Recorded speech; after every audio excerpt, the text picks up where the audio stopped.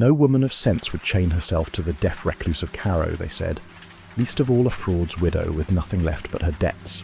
He had not been seen past his own gates in 5 years, not since the powder blast that took his hearing and his brother in one breath. The village pitied him and feared him in equal measure, and the few who remembered his name spoke it the way you speak of the drowned.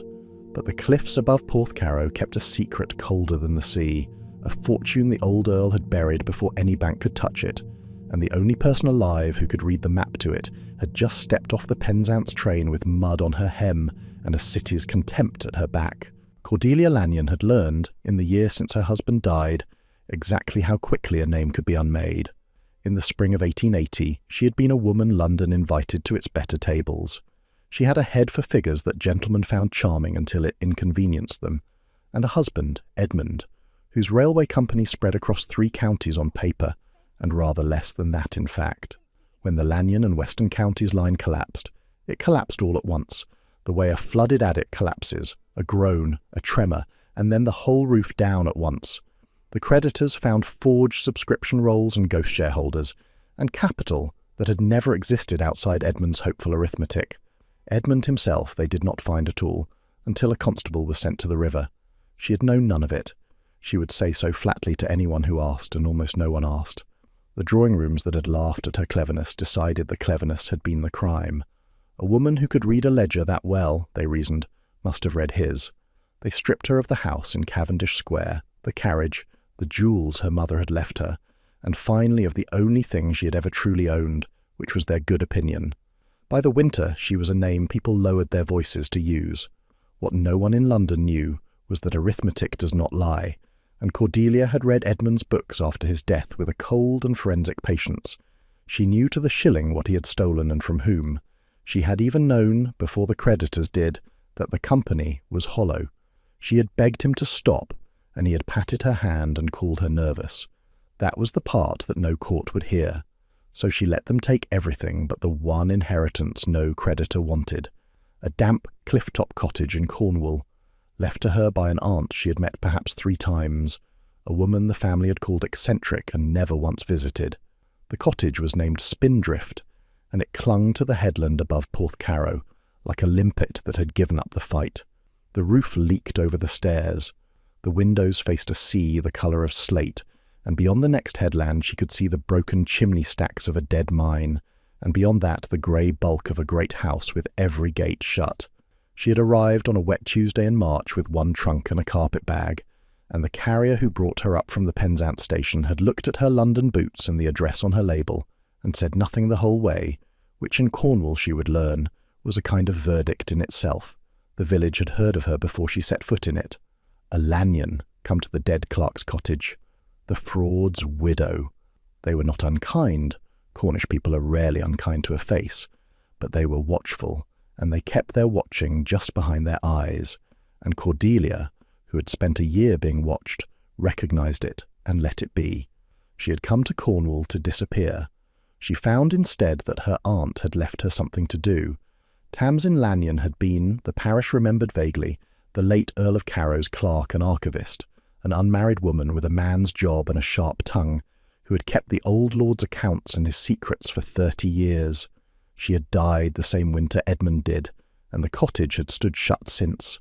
Cordelia spent her first week in it, learning which floorboards held, and her second week emptying a sea chest in the back room because the alternative was to think about London. The chest held account books, 40 years of them, bound in cracked black leather, and Cordelia, who had nothing else and nowhere to be, began to read them the way another woman might have read novels. They were ordinary at first, rents, repairs, the price of timber and tallow, and the wages of men long dead. Then, perhaps a third of the way through the 3rd volume, the ordinary stopped. The columns went on tallying tin and copper, but between the lines her aunt had written something else, in a private shorthand of clipped letters and surveyor's marks, a script meant for one reader and no other. It took Cordelia 4 nights at the kitchen table, a candle guttering and the wind worrying the door, to understand that she was looking at a survey, not of the surface, of the underland, adits and levels and crosscuts, depths in fathoms, bearings in compass points, and threaded through all of it a single repeated figure her aunt had set apart with a small inked star. She knew a little of Tamsin Lanyon by then, enough to be unsurprised that the woman had hidden a fortune inside her bookkeeping rather than her mattress. The parish spoke of the aunt the way it would later speak of Cordelia, with that careful watching, a spinster who had done a man's work for 30 years, who had kept the late Earl's accounts in his archive, and, it was hinted, a good many things the family would rather have forgotten. She had no patience for fools and less for waste, and she had written her private survey in a shorthand of her own devising, precisely so that no fool and no waster would ever read it. That she had left it where her one bookish niece would find it was either an accident of the will or the last shrewd act of a shrewd life. Cordelia chose to believe the latter. It made her feel, in that cold kitchen, a little less alone. She did the arithmetic 3 times because she did not believe it the first 2. The old Earl of Carrow, in the years before his death, had quietly converted the better part of the estate's worth into something a failing bank could not seize and a grasping heir could not gamble. Coin, plate, and, her aunt's shorthand was precise about it, a column of carats and weights, uncut stones bought through agents in Amsterdam against the day the mines failed for good. He had not trusted the banks. He had trusted the rock, and he had hidden the whole of it somewhere beneath his own land, in a place named in the survey, only by a sequence of bearings and a single word her aunt had underlined twice: magazine. Cordelia sat back in the cold kitchen with the book open on her knee, and felt, for the first time in a year, something other than shame. She felt the old click of a problem fitting together. She also understood almost at once that the survey was a key with half its teeth missing. Her aunt had recorded the route in bearings from fixed points underground, but the fixed points were named in the old workings private cant, the names the miners gave their own levels, and those names lived in no map. They lived, if they lived anywhere, in the memory of the family that had cut the rock, which meant they lived in the head of the deaf man behind the shut gates. She closed the book. Outside, the dead mine's chimney stood black against a paler dark, and the great house showed not one light. Every sensible instinct she had left told her to write to a solicitor, sell the cottage, and go somewhere no one knew her face. She had been ruined once for being clever near money that was not hers. But the money was not anyone's now. It belonged to a man being kept poor on top of a fortune he could not see, and Cordelia Lanyon had spent a year learning precisely how it felt to be robbed by someone you trusted and called helpless when you complained. She found she could not write the letter to the solicitor after all. She lay awake that night doing the only thing she had ever truly trusted, which was to count the cost of a thing before she paid it. If she walked away, she kept her quiet and her safety and her small leaking cottage, and a stranger's fortune went on bleeding into a thief's pocket, and no one would ever know she had seen it. If she walked toward the shut gates, she made an enemy of a man with the law and the village both in his hand, and she did it as a woman no court in England would believe. She knew which sum was prudent. She had simply stopped being able to live inside the prudent sum. The arithmetic of cowardice, she had discovered, always balanced, and she had spent a year choking on how neatly it did. In the morning she put the 3rd volume under her arm, pinned her hat against the wind, and walked the cliff path toward the shut gates of Carrow Hall. The gates were chained, but the wall beside them had surrendered to ivy and time, and Cordelia had not crossed a continent of social ruin to be defeated by masonry. She found the gap where the stone had fallen, gathered her skirts with the grim practicality of a woman who no longer had anyone to perform helplessness for, and climbed through into a drive choked with bramble. The dog reached her before the man did, a vast grey thing that came out of the rhododendrons without a sound, and stood across the path with its head low. She froze. She did not scream, because screaming, she had found, rarely improved a situation. She stood very still and let it smell her, and she was still standing there, exchanging a long, mistrustful look with a deerhound, when a voice came out of the fog behind it. "You are trespassing." It was a low voice, gravelled with disuse, and oddly flat in its music, as a voice is when the speaker cannot hear the shape of his own words. He came down the broken steps without hurry, a tall man in a coat gone green at the seams, swinging a cane he used to point with rather than lean on. His face might have been carved for a tomb, but the eyes in it were quick and alive, and they went over her once and settled on her mouth. "There are signs," he said. "There are," Cordelia agreed. "They are quite large. I read them and came in anyway." He had been watching her lips, she realized. He had taken her meaning a half-beat late, the way a translator does. Something moved at the corner of his mouth and was suppressed. "Most people," he said, "find the chain discouraging. Most people are not standing on a fortune and being robbed of it." She held up the account book so he could see it, though she doubted the cover meant anything to him. "If you intend to keep the world out, my lord, I'd suggest a better wall. The ivy has been letting people in for years. I shouldn't wonder if it's been letting them out again with rather more than they came for." That landed. She watched it land, watched the dry amusement go out of him, and something harder come up behind it. "You'll speak plainly," he said, "or you'll leave." "I intend to speak so plainly you'll wish I hadn't." She took a step closer, and the dog let her. "I have not come to pity you, my lord. I have come because your mine captain is robbing you blind, and unlike you, I can read exactly what he has hidden." "Robbing me?" He said the two words as though testing them for weight. The rain had begun, a fine cold spit off the sea, and neither of them moved out of it.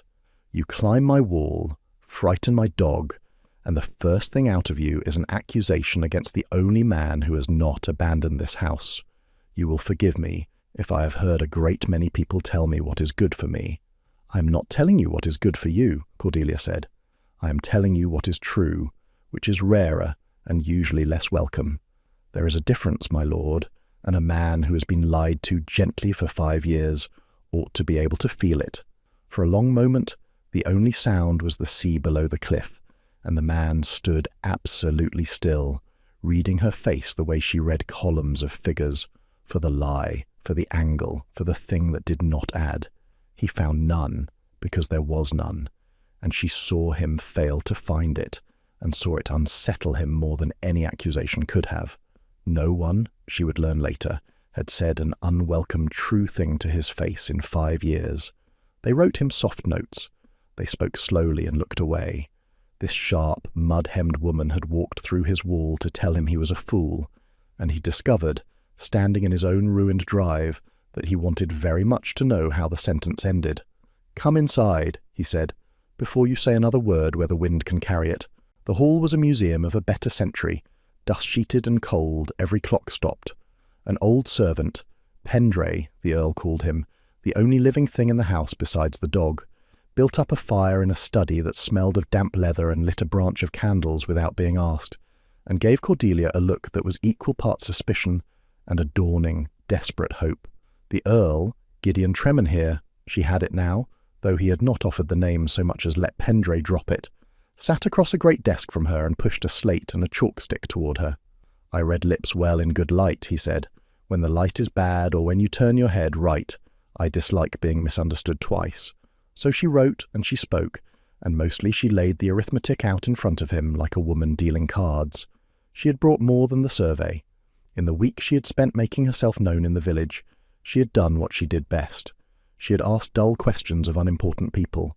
She had got the true assay returns from the parish clerk, the county's own record of what Orwell Carrow had actually raised, for the price of mending his spectacles and listening to his complaints, and she had got a sight, through the same patient bribery, of what the mine captain reported to the Earl that those numbers were. She set the 2 columns side by side on the desk and let him look. He looked for a long time. He was, she saw, very fast. His eye went down the assay returns and back up the false cost books, and his jaw set, and she did not need to point at the difference. The mine had been raising ore every quarter that Silas Rinalden swore it could not raise. The rents the village paid had been arriving every quarter that Rinalden swore had gone to debt. For 5 years a man had sat in this room and read his master numbers off a page, and known the master could not check them against another mouth. He pushed the false cost books an inch away with one finger, the way a man pushes away a plate he has found a hair in. "Show me how you are certain it is not the clerk's error, or yours." It was not a sneer, it was a test, and she liked him better for it. So she walked him through the arithmetic the slow way, the way she had once walked Edmund's creditors through it, when they would not listen, tallying the ore raised against the wages paid against the rents collected, until the same shape stood up out of 3 different sets of figures and could not be argued back down. He followed every step. She did not have to repeat one. By the end, his hand had gone flat on the desk and stayed there. "He reads me my accounts," Gideon said at last.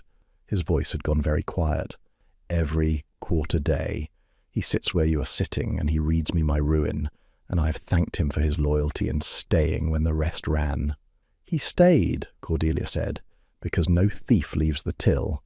He flinched at that, not from the cruelty of it, but from the truth, and then, to her surprise, he laughed, a short rusty sound that seemed to startle him as much as her. "You don't soften anything, do you? I had a husband who softened things. He softened £60,000 of other people's money right out of existence and let me take the blame for the warmth of it." She kept her voice level. "I have given up softening, my lord. It is expensive." He studied her then with a different attention and asked the question she would remember as the true beginning of it, low and plain, all the irony gone out of him. "Why do you care? You owe this house nothing. You could sell that book to Ronalden himself for more than your cottage is worth, and he'd thank you, and so would I never know. Because I have been robbed by a man everyone called harmless," she said, "and told it was my own fault for noticing. I find I cannot watch it done to someone else and walk away. Call it spite, if you like the word better than charity. I do." For a moment he did not write, and did not speak. Then he turned the slate around, wiped it with his sleeve, and wrote 4 words in a hard, fast hand, and showed it to her, then read me the book. So began the strangest partnership of Cordelia Lanyon's life. Over the next 3 weeks an alliance was forged across that candlelit desk, and it was forged the only way the 2 of them could have managed it, out of competence laid against competence until neither could have done the thing alone. She read her aunt's shorthand aloud, mouthing it carefully so he could follow, and when the survey named a level by its miner's cant, the drowned stope, the bishop's stair, Tobias's cut, she watched the name go into him and come back changed into a bearing, a depth, a memory of cut rock he had walked as a boy with a candle on his hat, for he carried the whole of it in his head. The explosion that took his hearing had taken nothing from his memory of the underland. If anything, it had polished the memory to a terrible brightness, because he had so little else to do but walk those tunnels in the dark behind his eyes. She would read a bearing, and he would close his eyes and tell her what stood at the end of it. A fall of ground here, a flooded winds there, the timbering that would or would not still hold. She was his eyes on her aunt's coded page. He was the map the page could not contain. There was a window into him she had not expected, and it came on the 7th evening. She had read aloud a name, Tobias's cut, and watched his whole frame go rigid, and she had nearly apologized before she understood that the name was not a code at all, but a brother. He took the chalk and wrote in a hand steadier than his face that the level had been the last one he and Tobias surveyed together, the summer before the blast, 2 young men with a theodolite and a wager over a 1/2 fathom. He had been holding the staff and laughing when the wager was settled. He could not now remember the sound of the laugh. He could remember every figure they had written down. "That is the cruelty of it," he wrote. "I kept the arithmetic and lost the music." Cordelia did not offer him comfort, because she had learned that comfort, offered to the proud, lands like an insult. She simply took the chalk from his hand, wrote the next bearing, and worked on. And after a moment he bent his head and worked beside her, and that was a kind of comfort he could take. They quarrelled constantly.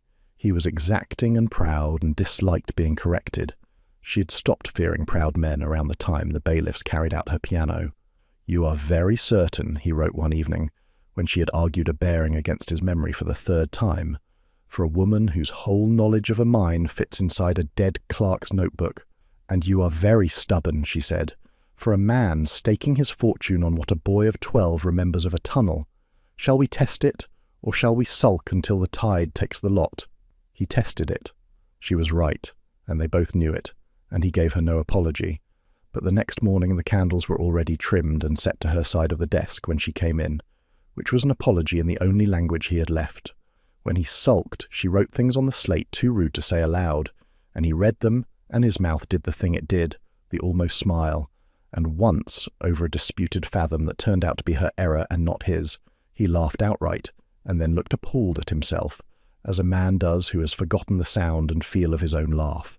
The thaw never once announced itself. It showed in small, mechanical kindnesses. He learned to keep the candles where the light fell on her mouth without being asked. She learned the rhythm of his attention, when to speak and when to write, and stopped raising her voice the way the village did, which he hated, because the deaf are not children. Pendray began leaving 2 cups when he brought the tea, and once, finding them still bent over the desk past midnight, left a plate of bread and cold meat without a word, and shut the door on them very softly, and Cordelia caught the old man's face as it withdrew, and saw something there she had not seen on a face in a long while, which was relief. She found herself walking the cliff path to the hall earlier each day, and finding reasons to leave it later. She told herself it was the work. It was not entirely the work. There was a particular pleasure in being needed for the one thing she had always been punished for, in laying her quickness down beside his and watching it fit. He never said a kind word about her mind. He was not a man who praised, and praise would have embarrassed them both. But he trusted her with his father's secret and his brother's name, and a woman who has been called a liar by a whole city learns to read trust as the rarest currency there is. And bearing by bearing, name by name, the survey gave up its secret to the 2 of them, as it would have to neither alone. The hidden route ran down through Wheel Carrow, down past the old workings, down below the level where the sea pressed in at every shift of the tide, to a chamber the miners had cut a lifetime ago to hold their black powder dry, a vault in the living rock, sealed since before the blast, that no map but a dead woman's book and no memory but a deaf man's head could find. The powder magazine, Gideon said, the night they finally had it whole, and there was something in his face she had not seen there before. Not greed, but a kind of grief gone suddenly warm. My father walled it up the year the price of tin broke. I thought he'd done it for grief. He'd done it for me. He looked at her across the guttered candles. You found my father's mind in a dead woman's handwriting. I have known you 18 days. 19, Cordelia said, because she could not help herself, and he laughed again, and this time he did not look appalled at all. Silas Renaudin came to Spindrift Cottage 4 days later, and he did not come alone. She knew him before he spoke, a broad, soft-handed man of 50 with a land agent's careful smile, who stood in her doorway as though the room were already his to dispose of. Behind him in the lane waited a second man, built like a brick slaughterhouse, watching her windows the way a man watches a thing he has been told he may break. Jago, she would learn. Renaudin left him unnamed, and the silence around him was the point. Mrs. Lanyon. Renaudin let himself in without being asked and set a leather case on her own table. I'd hoped to make your acquaintance under happier terms. You've been asking a great many questions in the parish. A clerk's returns.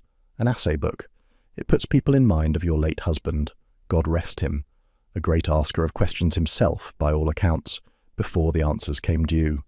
My husband's trouble, Cordelia said, was that he stopped asking questions and started inventing answers. I don't share the failing. The smile did not move. He opened the case and laid out a sheaf of papers, fanning them across her table with the ease of long practice. Promissory notes, he said, drawn on the Lanyon and Western Counties line. Yours by marriage, the courts have ruled. I bought them up, a charity, you might say, to keep them out of less patient hands. £1,100 and some shillings. He tapped the topmost note. I'm not a hard man, Mrs. Lanyon. I'd see them forgiven entirely, the whole inconvenient bundle, for so small a thing as your aunt's old account books, and your word to take the next train east and stay on it. There it was. He did not know they had cracked it. He knew only that she had the book and the wit to read it, and that was a loose end, and Silas Renaudin tidied loose ends.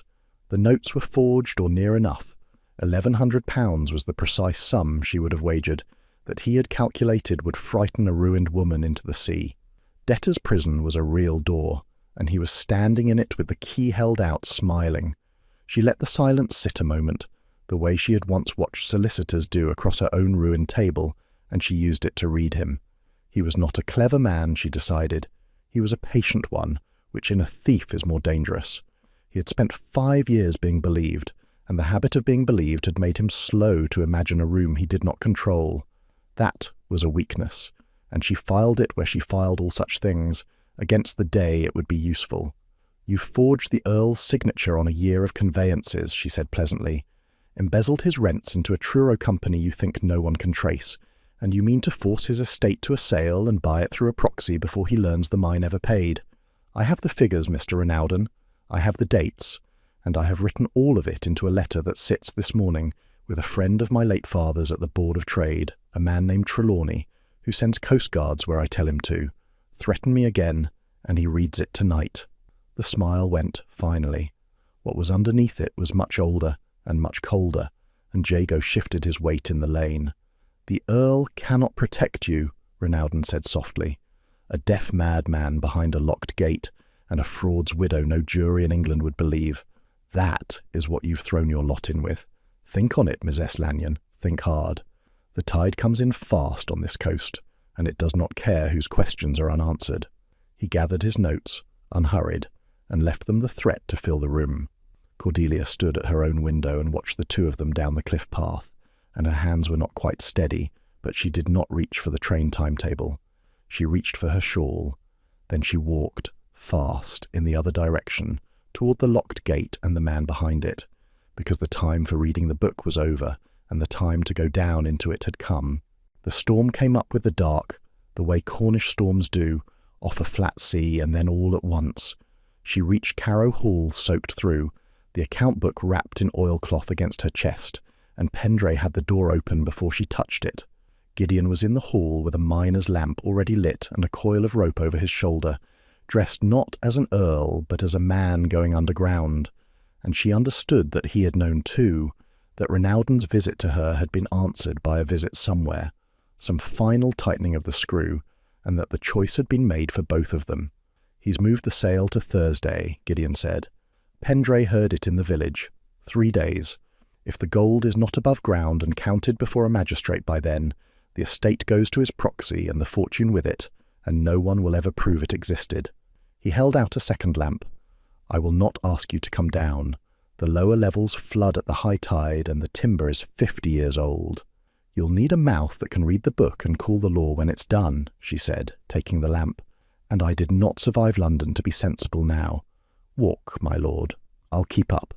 The descent was a thing she would feel in her body for the rest of her life.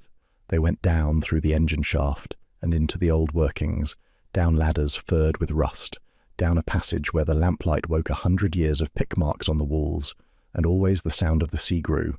First a hush, then a breathing, then a slow, vast pulse overhead, as the tide came in across the rock that was the only roof they had. He went first, and surely naming each turn before they reached it, his memory laid over the dark like a second map.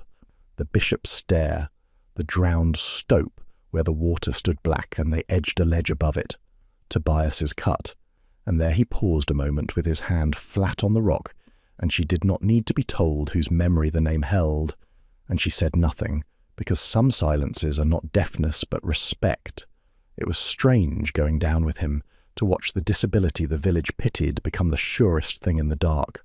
Where she flinched at the groan of old timber and the boom of water somewhere below, he read those same warnings through the soles of his feet and the palm of his hand, and was untroubled by them. Twice he stopped her with a touch on the arm before her own foot found the rotten board, or the lip of a whins.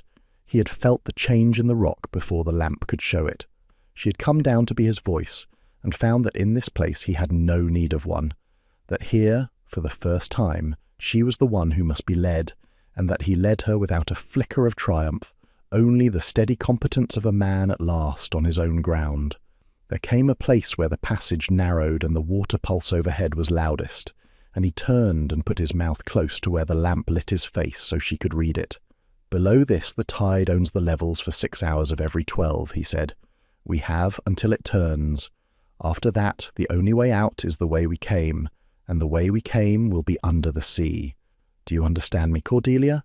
When I say we leave, we leave. Gold or no gold."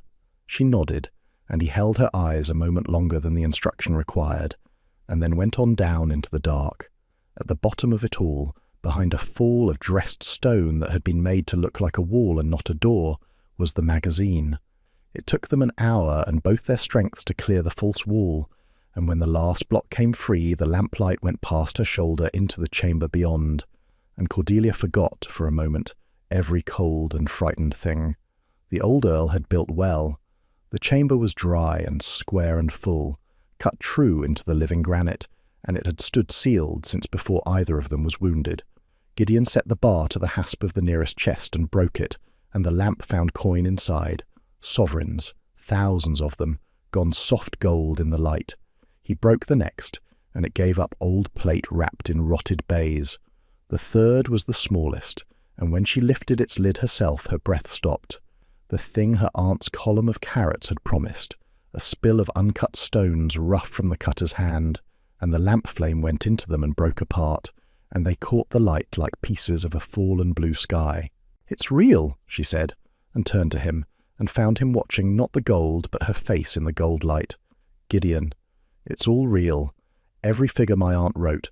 It clears the debts and the sale and the lot of them 10 times over. Then we carry up what we can," he said, "and bring the magistrate to the rest by daylight." But even as he said it, she saw his head come up, saw him go very still in the way that had nothing to do with hearing. The deaf read the air, the floor, the trembling of a flame, and she turned with the lamp. A man stood in the clear doorway of the vault, and behind him another, larger, and the smaller of the two was smiling, and held in his soft and careful hand a pistol that caught the lamplight just as the sapphires had. "My lord," said Silas Renaudin, "how good of you to find it for me." "You've saved me a great deal of digging," Renaudin said. He stepped into the chamber, and Jago came in at his shoulder, filling the doorway, cutting off the stair.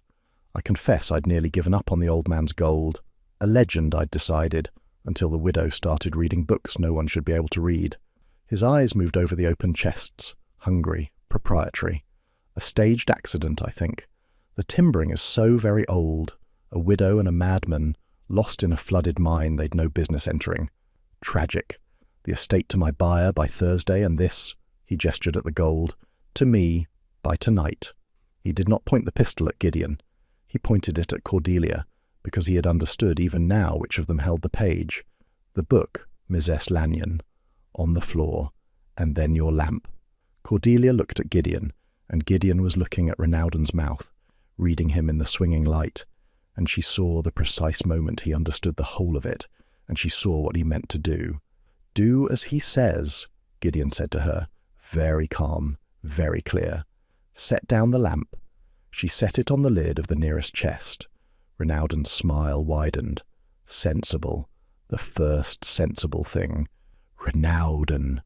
Gideon's voice cut across him, flat and absolute, the voice of a man who owned the rock around them. "You brought a pistol into my dark.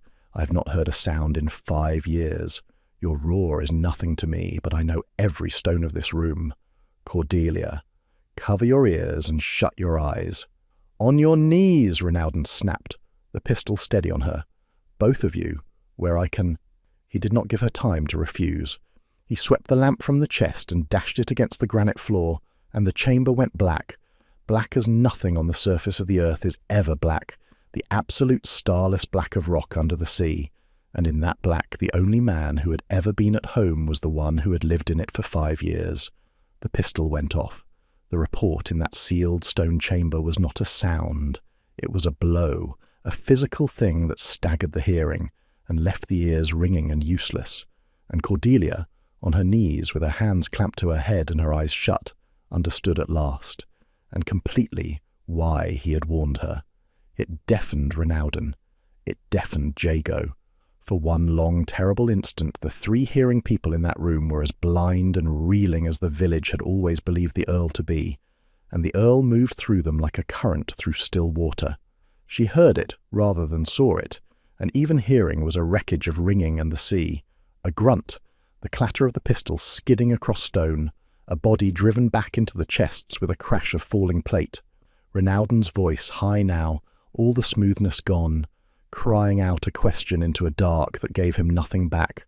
"Where are you? Where?" And getting no answer, because his answer could not hear the question, and would not have given the courtesy if he could. She pressed her back to the cold chest and made herself small and kept her eyes shut, because in that black open eyes were a lie that begged to be believed, and she had had enough of those. She counted her own breaths to keep from crying out.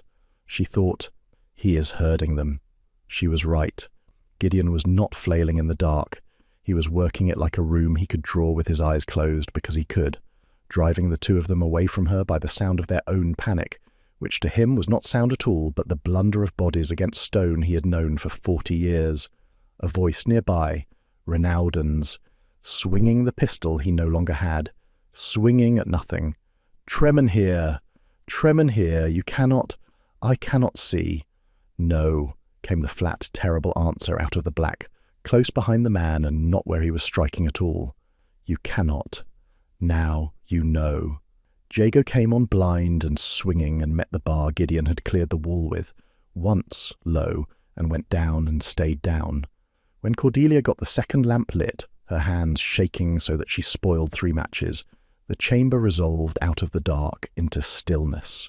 Jago lay where he had fallen, breathing no more, and Silas Renaudin was on his knees against the wall of stolen sovereigns, with his forged signature hand pinned flat to the granite under the Earl's boot, and the recovered pistol held loose and certain in the Earl's hand, and the Earl was not even breathing hard. Gideon could not hear the man begging. He watched the begging mouth a moment, and Cordelia thought she had never seen a face so quiet. "You read me my ruin for 5 years," he said, "and I thanked you. You will not steal my future." He did not raise his voice. He had no need to. You had better hope she sent her letter. She had. She had sent it the morning Renaudin first smiled in her cottage, and the coded telegram to Sir Hugh Trelawney had gone east on the noon train, and somewhere above them in the breaking grey of dawn the Coast Guard and the county constables were already coming down the cliff road to a mine they had been told, in a dead fraud's daughter's careful hand, exactly how to find. She crossed the chamber to him in the small, steady light of the second lamp, and stood close so he could read her even here. "The tide," she said. "You told me when it turns we leave. It has not turned yet." He had not taken his boot from Renaudin's hand or his eyes from the begging mouth, and I find I am in no hurry to leave him alone with his thoughts. He has had so many years of mine. Gideon. She put her hand over his on the bar, and felt the tremor in it that his face would never have shown. "We have him. The law is coming. We do not have to be the thing he is." He looked at her then properly, and something in him let go by a single degree. Not mercy exactly, but the difference between a man who guards a thief and a man who becomes one. He eased his weight back. He kept the pistol. They came down the engine shaft as the tide began at last to turn, lamps and oilskins and a magistrate with sleep still in his eyes, and they took Silas Renaudin up out of the dark he had meant to be Cordelia's grave, blinking and ruined, past the open chests and the broken hasps and the spill of blue stones that proved every word of the widow's letter true. The magistrate, who had known Renaudin 20 years and dined at his table, looked from the forged cost books Cordelia put into his hands to the heap of recovered sovereigns, and said nothing at all for a long moment, and then took off his hat, which in a Cornish magistrate is as near to an apology as the climate allows. They brought the leads up last, into a dawn the colour of pewter, with the gulls crying and the sea fallen back off the rocks below, and Cordelia, blinking in the first daylight she had seen in a night that had felt like a year, found that she was still holding the Earl's hand, and that neither of them had thought to let go.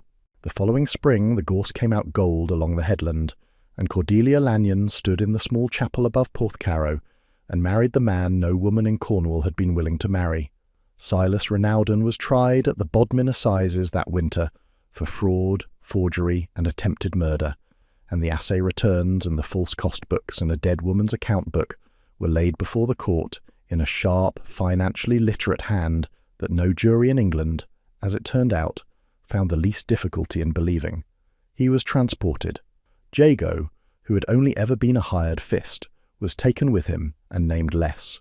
The Truro Holding Company was unwound, the forged conveyances struck, the rents restored, and the recovered Carrow fortune cleared every debt the estate had ever carried in a single afternoon at a bank in Truro, including, Cordelia noted with private satisfaction, £1,100 and some shillings of promissory notes that turned out, on examination, never to have been valid at all. London remembered her name the moment it was worth remembering. Letters came, the same drawing rooms that had stripped her, suddenly warm, begging the acquaintance of the Countess of Carrow, eager to explain that they had never truly believed the dreadful things. One was from a woman who had cut Cordelia dead in a milliner's 2 winters before, and now wrote 3 pages about the cruelty of gossip and the steadfastness of true friends. Cordelia read the first 3 letters, to be sure she understood the shape of what was being offered, and then burned the rest unopened in the great hall's hearth, and warmed her hands at them, and felt nothing she was ashamed of. She did not write a single reply. The not replying, she had learned from Renaudin, was a kind of verdict in itself, and she found she had grown rather good at delivering it. The hall came back to life by inches, clocks wound, dust sheets gone, Pendray walking the corridors with the unhurried dignity of a man whose long faith had finally been answered. The gates stood open now. The ivy had been cut back, though Cordelia made them leave the gap in the wall where she had first climbed through. He could not hear the chapel bells on the day they married, but she had learned, over a winter of candlelit evenings and quarrels and the slow building of a thing neither of them would yet name aloud, that he read the world in ways the hearing never troubled to. At the altar she felt his hand close hard over hers, and she turned, and his eyes were on her mouth as they had been from the first hour, reading her, sure of her. And then he did the thing he had not done in 5 years, the thing the powder blast had taken along with his brother, and his hearing, and his certainty that his life was over.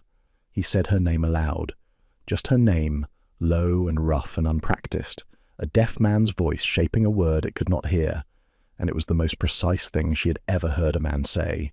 The town had said no woman of sense would walk into the deaf recluse's silence. They had been right about the silence and wrong about everything else.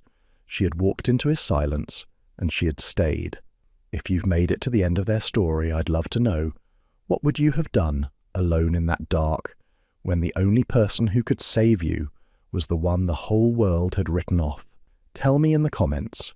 And if a tale of a sharp woman, a wounded man, and a fortune buried under the tide was worth your evening, give it a like, share it with someone who loves a story that pays off, and subscribe. There's another waiting for you next.